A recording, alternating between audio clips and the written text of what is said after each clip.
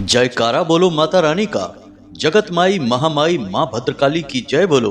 माता रानी के सांचे दरबार की जय बोलो।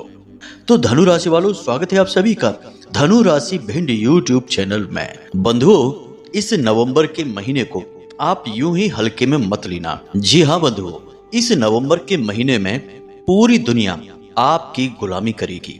बस आपको करना यह है कि यह एक छोटी सी चीज हर रोज पानी में मिलाकर पीना है पूरे नवंबर के महीने में, वह भी एक छोटे से नियम और विधान के अनुसार। फिर उसके बाद माता रानी की आपके ऊपर ऐसी विशेष कृपा होनी शुरू हो जाएगी कि आप जो कुछ भी चाहेंगे वह आपका होने लगेगा। जो भी आपकी मनोकामनाएं हैं, इच्छाएं हैं, जिनके लिए आप दिन रात प्रयास कर रहे हैं, लंबे समय से परेशान चल रहे हैं, वे सारी चीजें धीरे धीरे आपकी जिंदगी में आकर्षित होने लगेगी। कुछ ही दिनों में आपको अपने जीवन में बड़े परिवर्तन महसूस होते स्वयं दिखाई देंगे।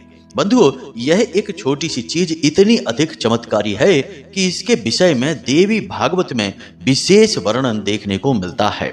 यह एक चीज कोई साधारण चीज नहीं है, यह माता रानी का सीधा आशीर्वाद है। और जो भी इसके बारे में जान जाता है उसके ऊपर माता रानी की विशेष कृपा दृष्टि हमेशा बनी ही रहती है। फिर चाहे वह माता रानी की पूजा पाठ नियम से करे या ना करे, माता रानी की भक्ति में लीन रहे या ना रहे, बस इस एक छोटी सी चीज को जल में मिलाकर पीने से माता रानी उस जातक से हमेशा जीवन भर प्रसन्न बनी रहती हैं। ऐसा कहा जाता है कि इस चीज में माता रानी स्वयं जागृत रूप में निवास करती हैं और इस चीज के प्रयोग करने वाले की रक्षा और उसके जीवन का पालन का बीड़ा स्वयं माता रानी अपने कंधों पर उठा लेती हैं। यानी कि स्वयं माता रानी, माता भद्रकाली, माँ चामुंडा देवी आपका हाथ पकड़कर आपकी कामयाबी की ओर आपको लेकर जाएंगी। तो बस आपको अब इस एक चीज के विषय में पूरा ज्ञान आज इस कार्यक्रम में प्राप्त कर लेना है और इसे नियमबद्ध तरीके से पूरे नवंबर के महीने में प्रयोग करना शुरू कर देना है। अगले 2 या 3 दिनों में ही आपको इस चीज के विचित्र और जीवन को खुश कर देने वाले, आनंद देने वाले चमत्कारी परिणाम दिखाई देने शुरू हो जाएंगे। तो चलिए बंधुओं, आज के इस विशेष ज्ञानवर्धक और चमत्कारी कार्यक्रम की शुरुआत करते हैं। लेकिन इससे पहले हम चाहेंगे कि आप माता रानी को आभार अवश्य व्यक्त करें। तो कमेंट बॉक्स में पूरे भक्ति भाव के साथ लिख डालिए, जय माँ भद्रकाली कृपा करो, जय माँ लक्ष्मी कृपा करो। माता रानी आपके ऊपर पूरी कृपा बनाएगी, हमें पूर्ण विश्वास है। इसी के साथ साथ बंधुओं, आपसे एक छोटा सा निवेदन और है कि इस कार्यक्रम को बनाने में हमने बहुत मेहनत की है। सच्चे अनुभवों को जो हमारे जीवन से जुड़े हुए हैं उन्हें इस कार्यक्रम में शामिल किया है और आपके लिए दिल से प्रयास किया है। माता रानी की कृपा और उनका आशीर्वाद आप तक पहुंचाने का प्रयास किया है। तो इस कार्यक्रम को आप अंत तक अवश्य देखना। आप यकीन मानिए कि माता रानी की स्वयं इच्छा है, उनकी मर्जी है, तभी आप इस कार्यक्रम पर आए हैं। तो बस हम आपसे इतना चाहते हैं कि आप इस कार्यक्रम को अंत तक देखें, तभी हमारी मेहनत और माता रानी की कृपा दोनों ही आपके लिए सफल होंगी, फलित होंगी, वरना सब कुछ बेकार चला जाएगा। साथ ही साथ यदि आप इस चैनल कार्यक्रम पर यदि पहली बार आए हैं तो इस चैनल को सब्सक्राइब अवश्य कर ले। बगल में जो सब्सक्राइब का बटन है उसे अभी दबा दें। ऐसा करने से आप न केवल हमारे बल्कि माता रानी के दिव्य परिवार के सदस्य बनेंगे, माता रानी के दिव्य धाम से सीधे जुड़ जाएंगे।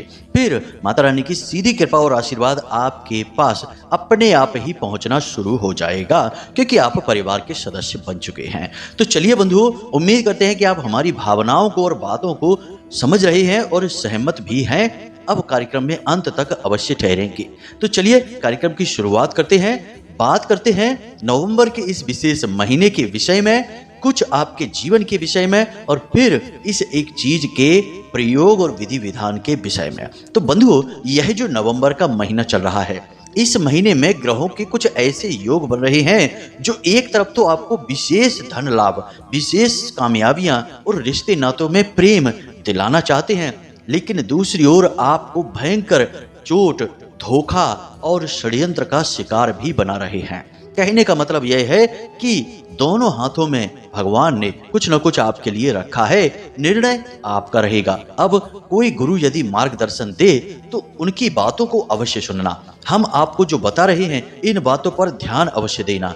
और ये घटनाएं जो हम आपको बताने वाले हैं निश्चित ही इस नवंबर के महीने में आपके जीवन में घटित होनी शुरू होंगी, तब आपको हमारी याद आएगी। याद रखना बंधुओं कि हम जो बातें आपको बताने जा रहे हैं वे ना केवल ज्योतिषीय गणित और आकलन पर आधारित हैं, बल्कि माता रानी की दिव्य अनुभूतियों पर भी आधारित हैं। इसलिए हम आपको अब ऐसी विचित्र और आपके जीवन से जुड़ी गहरी बातें बताने जा रहे हैं जो कि शायद आपके अलावा कोई और नहीं जानता है। जी हाँ बंधुओं, यानी आपके दिल के गहरे राज हैं। तो अब ध्यान से सुनिए। सबसे पहली चीज तो यह है कि इस महीने में राहु और केतु दोनों का गोचर कुछ इस प्रकार से हो रहा है जो आपको 3 तरह से चोट पहुंचाएगा। पहली, आपके शरीर में किसी विशेष अंग में कुछ समय के लिए दर्द रहेगा, तेज दर्द रहेगा, या फिर ऐसा भी हो सकता है कि कोई दुर्घटना या चोट लगने की वजह से दर्द शुरू होगा, या कोई जीव जंतु डंक मारेगा या काट लेगा जिसकी वजह से दर्द होगा, या फिर कोई पुराना दर्द उठ जाएगा। अब यह दर्द ज्यादातर संभावना इस बात की है कि आपके शरीर के दाहिने हिस्से में होना शुरू हो जाएगा और यह लगभग इस पूरे महीने ही रहेगा। हो सकता है कि इस महीने की शुरुआत से पहले ही यह दर्द होना शुरू हो चुका हो और इस पूरे महीने यह दर्द रहेगा। यानी आपको अपने शरीर के किसी विशेष हिस्से पर लगातार दर्द सहन करना ही पड़ेगा।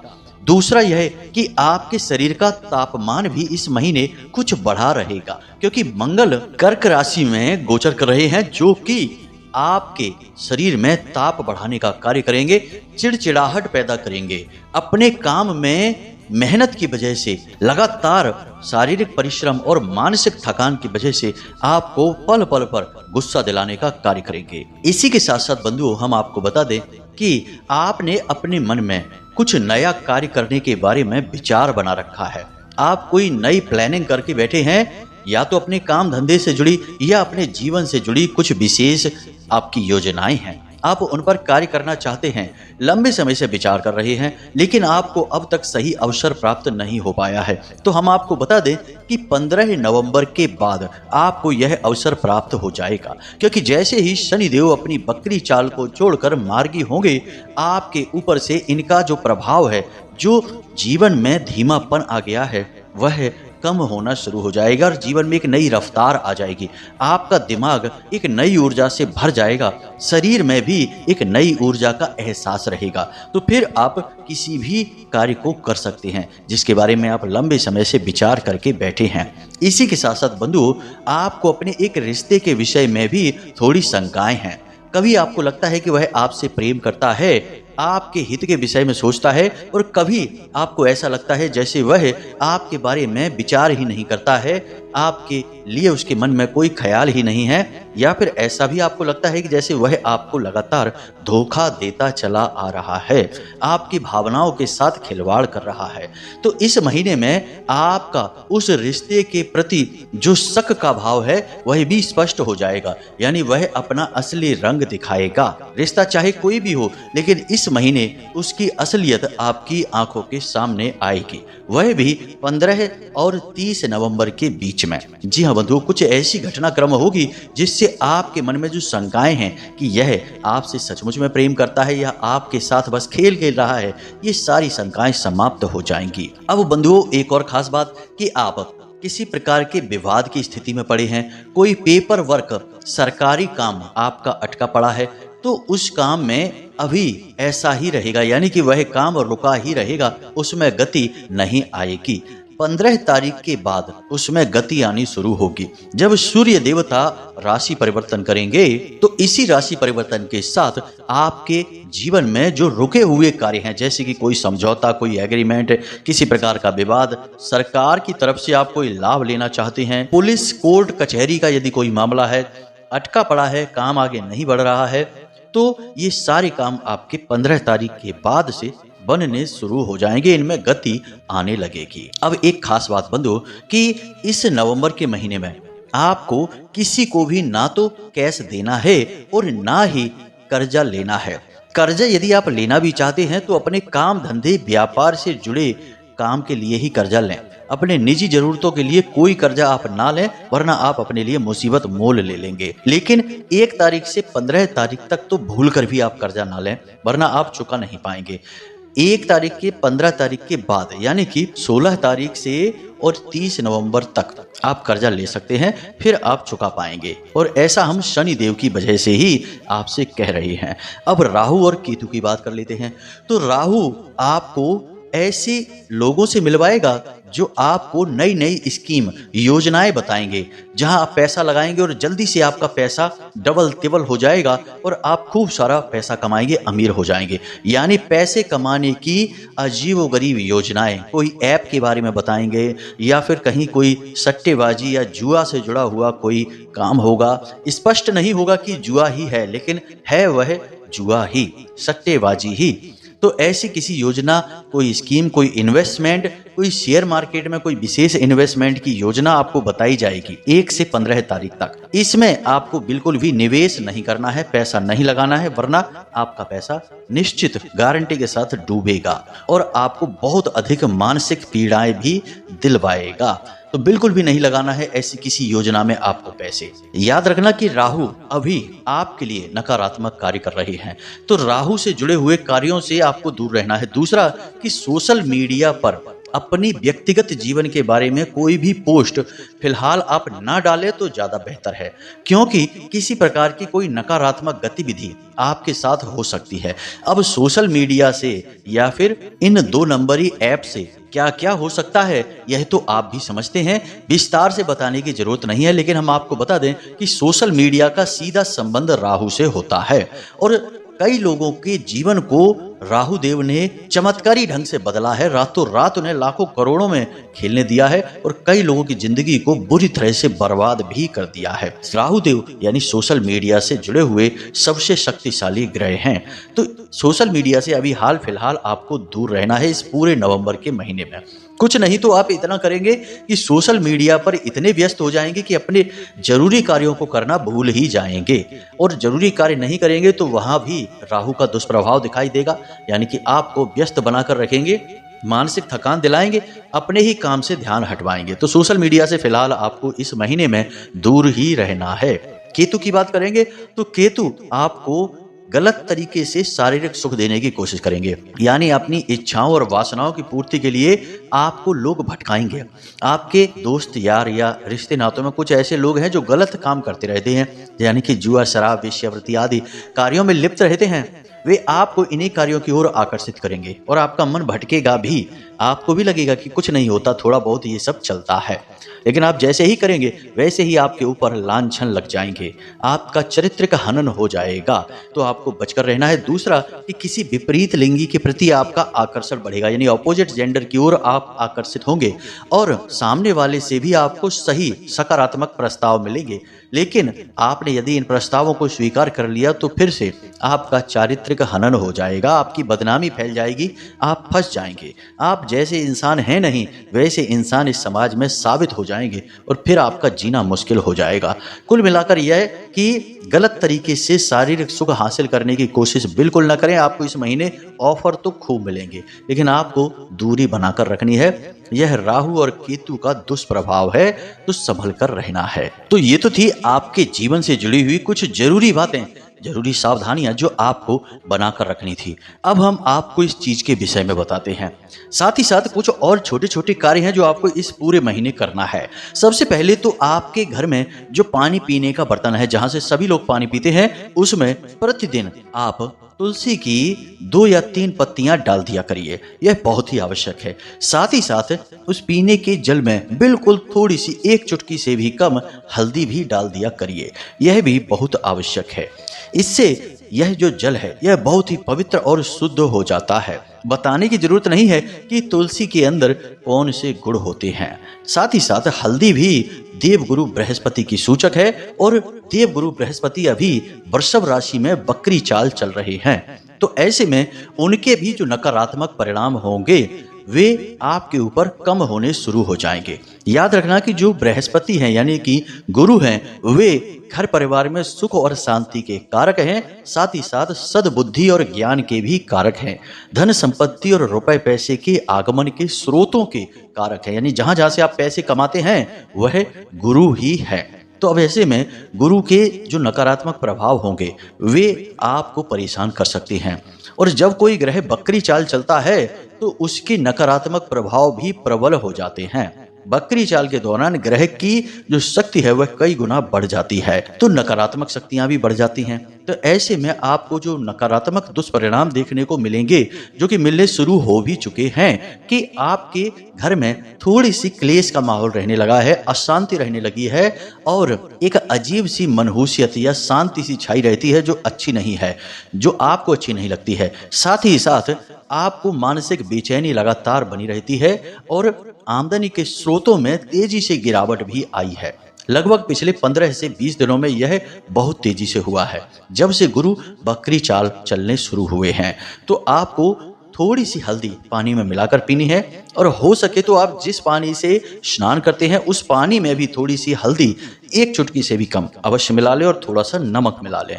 बस इतना सा उपाय आप करते रहें। इस पूरे नवंबर के महीने आपको गुरु की तरफ से जो तकलीफें आ रही हैं वे शांत हो जाएंगी और फिर से आपका काम चमक उठेगा, आपके जीवन में खुशियां आनी शुरू हो जाएंगी। इन कार्यों को आप करें और आपके जीवन में सकारात्मक परिणाम आप स्वयं आते हुए देखें।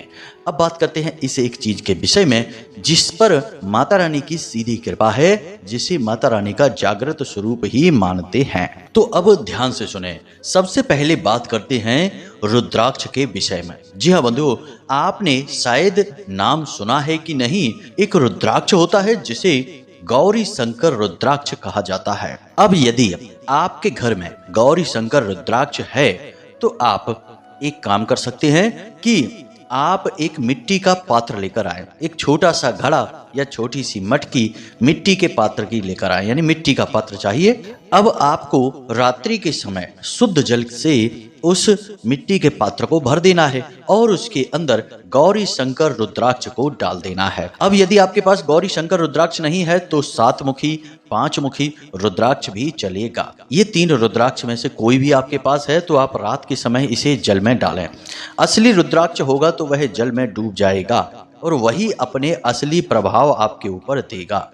आपको यह रुद्राक्ष जल में डाल देना है और इसे रात भर जल में डले छोड़ देना है। सुबह जाग कर आपको रुद्राक्ष को निकाल देना है और उस जल को पी लेना है। खाली पेट उस जल को आपको पीना है और यह क्रिया आपको लगातार करते रहना है इस पूरे नवंबर के महीने में। रुद्राक्ष का जल पीने के कई आयुर्वेदिक लाभ भी हैं, जैसे कि छोटी मोटी बीमारियों से लड़ने की क्षमता, ब्लड प्रेशर, शुगर और पेट से जुड़े रोग तुरंत शांत होने लगते हैं। लेकिन इसके ज्योतिषीय गुण भी बहुत अधिक हैं। गौरी शंकर रुद्राक्ष में साक्षात भोले बाबा और माता पार्वती का स्वरूप विराजमान रहता है, इसीलिए इसका नाम गौरी शंकर रुद्राक्ष है। यदि कोई जातक गौरी शंकर रुद्राक्ष का पानी कम से कम 30 दिन तक लगातार पी ले तो उसके 2 तरीके के कष्ट समाप्त हो जाते हैं पूरी तरह से। पहले, शरीर से जुड़े हुए सारे कष्ट पूर्ण रूप से समाप्त हो जाते हैं। दूसरे कि उसके जीवन में जो रुकावटें हैं, अड़चने हैं, वे दूर हो जाती हैं और उसकी मनोकामनाएं पूर्ण होनी शुरू हो जाती है। गौरी शंकर रुद्राक्ष में स्वयं माता की शक्ति विराजमान होती है, तो आप इसे प्रयोग करें तो यह सर्वोत्तम होगा। अब कुछ लोग यह कहेंगे कि गुरुजी हमारे पास तो गौरी शंकर रुद्राक्ष है ही नहीं, तो हम क्या करें, क्या नया खरीद लाएं बाजार से? तो बाजार से नया खरीदने की जरूरत नहीं है, क्योंकि गौरी शंकर रुद्राक्ष बहुत कम ही बाजार में मिलता है। नकली भी कभी कभी हाथ लग जाते हैं और मिलेगा भी तो बहुत महंगा मिलेगा, तो आपको इसे खरीदने की जरूरत नहीं है। इसके बजाय आप कुछ और भी है चीजें जिन्हें प्रयोग कर सकते हैं, जिनके भी बिल्कुल इसी प्रकार के परिणाम आपको प्राप्त होंगे, लेकिन पानी आपको मिट्टी के पात्र में ही रखना पड़ेगा। तो अब ध्यान से सुनिए। एक दालचीनी का टुकड़ा, जी हाँ बंधुओं, दालचीनी के टुकड़े में स्वयं माता लक्ष्मी का वास माना जाता है। ज्योतिषीय आकलन के आधार पर इन बातों का हम वर्णन आपको कर रहे हैं। इसी के साथ साथ आपको तुलसी की 3 से 4 पत्तियां, 2 हरी इलायची और 1 लौंग का जोड़ा, 1 जरा सी चुटकी हल्दी पिसी हुई आपको इस पानी में डाल देनी है। रात भर आपको इसे पानी में डला छोड़ देना है। सुबह छानकर इस पानी को पी लेना है। इस पानी को पीने से भी आपको उतने ही शक्तिशाली परिणाम प्राप्त होंगे जितने कि रुद्राक्ष के पानी से प्राप्त होते हैं। यह भी विधि बहुत अच्छी तरह से जीवन में कार्य करती है और हमने स्वयं इस विधि को अपने ऊपर आजमाया है।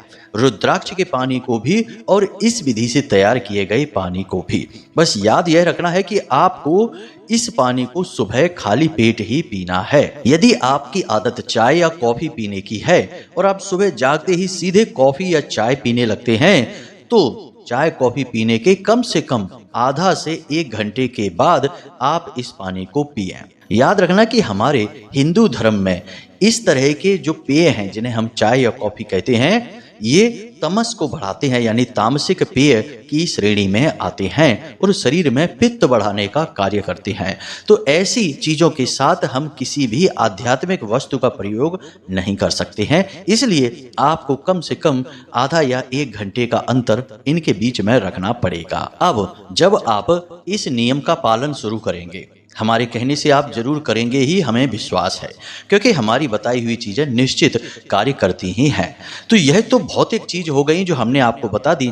अब हम आपको कुछ मानसिक चीजों के विषय में भी बताएंगे। इनके बारे में भी जरा ध्यान से सुनना, तभी चीजों का सही असर होता है। तो ध्यान से सुनिए। आप जैसे ही इस पानी को पीना शुरू करेंगे, आपको अपने मन में यह विचार लाना है कि अब माता रानी की या आप जिसकी भी पूजा करते हैं, उन भगवान की आपके ऊपर पूर्ण कृपा हो चुकी है। अब आपके जीवन में सब कुछ अच्छा ही होने वाला है। कुछ भी गलत नहीं होगा, चाहे कुछ भी हो जाए। यदि कुछ गलत होता भी है तो उसके पीछे भी कारण जरूर कुछ न कुछ अच्छा ही छिपा है। यानी कि आपको अपने मन को पूर्ण रूप से सकारात्मक विचारों से भरना होगा, तभी ये चीजें कार्य कर पाएंगी। क्योंकि सकारात्मक विचार ही वह नींव बनेगी जिस पर कि आपकी जरूरतें, आपकी मनोकामनाएं पूर्ण होनी शुरू होंगी। यदि आप मन में नकारात्मक विचार रखे रहेंगे कि कुछ नहीं होता इन चीजों से, पता नहीं काम करेगी भी कि नहीं, तो फिर शायद कि ये चीज काम करे ही नहीं। क्योंकि जो ऊर्जाएं होती हैं वे जीवन में परिवर्तन तो लेकर आती हैं, लेकिन हमें उन ऊर्जाओं के कार्य करने के तरीके को समझना पड़ेगा। अब आप यदि अपने घर में बिजली लाना चाहते हैं तो आपको सही तरीके से तार, वायरिंग बिछानी ही पड़ेगी। अगर आप सोचें कि बस यूं ही बिजली घर में जाकर कनेक्शन ले लें, पैसे दे दें और आपके घर में बिजली आ जाए, कोई तार ना बिछाए, कोई वायरिंग ना करे, कोई आपको कुछ ना सिखाए ना बताए, कोई मिस्त्री ना आए, तो क्या लाइट आएगी? नहीं।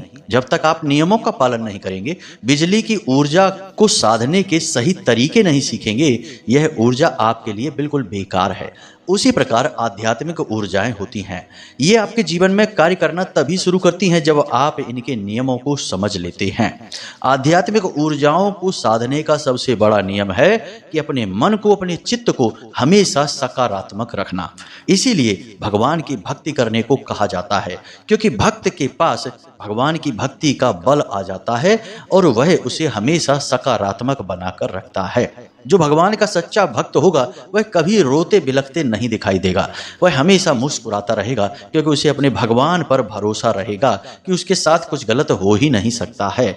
तो उसके जीवन में कुछ गलत होता भी नहीं है, भगवान उसका सहारा बन जाते हैं। तो आपको भी कुछ ऐसा ही रहना है।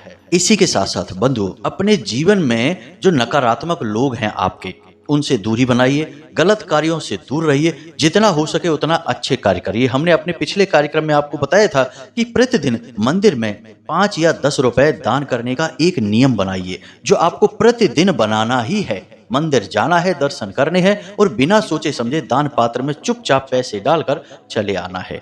कुछ न सोचना है न कुछ विचार करना है। जैसे आप भोजन करते हैं तो क्या विचार करना पड़ता है? नहीं, तुरंत भोजन कर लेते हैं। पानी पीने के लिए प्यास लगती है, तुरंत पानी पी लेते हैं। तो ऐसे ही इसे अपनी दिनचर्या का एक नियम बनाइए और आप देखेंगे कि कैसे चमत्कार होने शुरू हो जाते हैं। अचानक से नई योजनाएं, नए तरीके के कार्य आपको समझ में आने लगेंगे। एक अनोखे तरीके से दिमाग आपका कार्य करने लगेगा और आप बड़े ही सकारात्मक ढंग से जीवन में आगे बढ़ेंगे और कामयाबी आपके कदम चूमेगी। हमने आपको अपनी तरफ से सब कुछ विस्तार से बता दिया है, फिर भी यदि कुछ रह गया हो, आपको समझ ना आया हो, तो आप कमेंट करके पूछें या फिर व्हाट्सएप नंबर में मैसेज करके भी पूछ सकते हैं। समय मिलने पर हम आपके प्रश्नों के आपको जवाब अवश्य देंगे। इन चीजों का प्रयोग करिए और इनका आनंद उठाइए। ये निश्चित काम करती हैं, हमारे अपने अनुभवों पर आधारित हैं। चलिए बंधु, आज के इस कार्यक्रम को यहीं समाप्त करते हैं। हंसते रहिए, मुस्कुराते रहिए, सकारात्मक रहिए और दिन में एक बार मंदिर अवश्य हो आइए, क्योंकि आपका उद्धार तो वहीं से होना है। तो प्रेम से बोलिए जय माई की, जय मां भद्रकाली। माता रानी आपका कल्याण करें। धन्यवाद।